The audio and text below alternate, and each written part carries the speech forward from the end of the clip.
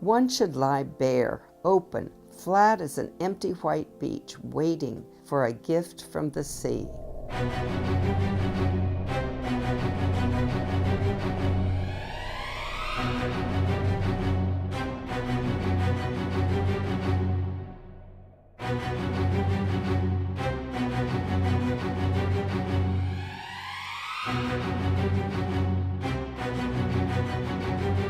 Captiva, Friday, March 5th, 1948. Who knows what these great rollers may turn up on the white sand of the conscious mind.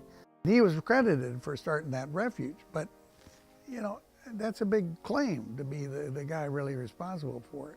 But is there not a terrible lack of responsibility in living in the present? Well, it turns out to be absolutely true. He was. You invent your own way. If there's a normal path that everybody else takes, that path doesn't work for you. You can't navigate that path. Captiva was quiet and remote, and so Captiva was still a secret.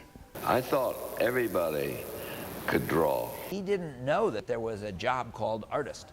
I gotta get that job. I want to be the painting maker. Where do I apply? A ball of butterflies flew into the car. He liked the idea of this big artist taking over this property. He could hear the sounds of bulldozers and nail guns and steam shovels. Birds were going extinct. I mean, truly extinct. I was completely surrounded by wilderness. Gulf of Mexico waters on one side. He was, for instance, the first artist who truly succeeded in picturing birds in flight. And no possible way that unwelcome strangers could find their way to my front door. He liked, I think, her spunk. Into the cockpit of his Lockheed Sirius climbs Colonel Charles Lindbergh. Mrs. Lindbergh is with him. Flying together, as always, they are heading from Washington, D.C., across the Bering Sea to Japan. The height of technology for communications was the Western Union station at the Old Bailey store. That was it, period.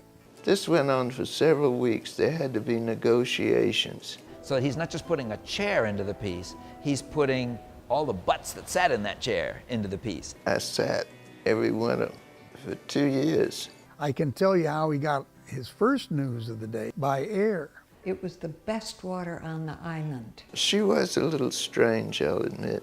You'd see her on the road and she'd just dodge into the bushes. Silence is really, really important. Of course, I never shut up, do I? You don't know if it's painting or sculpture. Is this painting or sculpture? This guy is inventing something. My greatest joy is in working.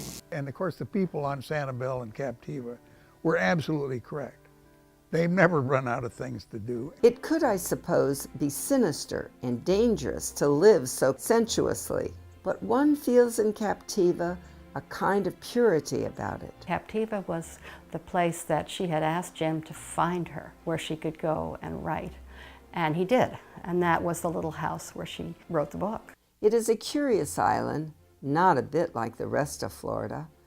I feel it has a spell on it. This was my mother's room when she lived here. And so this is where she had written Songs Out of the Sea, which Maybelle called her artwork, her songs. That's the mark of something you do when you really care. I wouldn't come over here if I knew what I was doing. I mean, somebody else could do it. The idea is that you go and you have a powerful experience that you would not be the same person when you left. It makes you feel at peace in a certain kind of a way, that place. I knew that I couldn't live without painting. That nobody, by God, was going to ruin this place. I started paying attention to the tides, to the wind. All that occupied my day and interested me. In fact, I felt a little too busy. The movers and the shakers of the art world came to this remote island where Bob was. Captiva does something to people. One cannot resist giving in to it. Now, what category are you? That's a mystery I haven't solved. Go have an experience. Living on Captiva is to experience an accident of temporary confinement in which only a few fortunate souls are ever selected.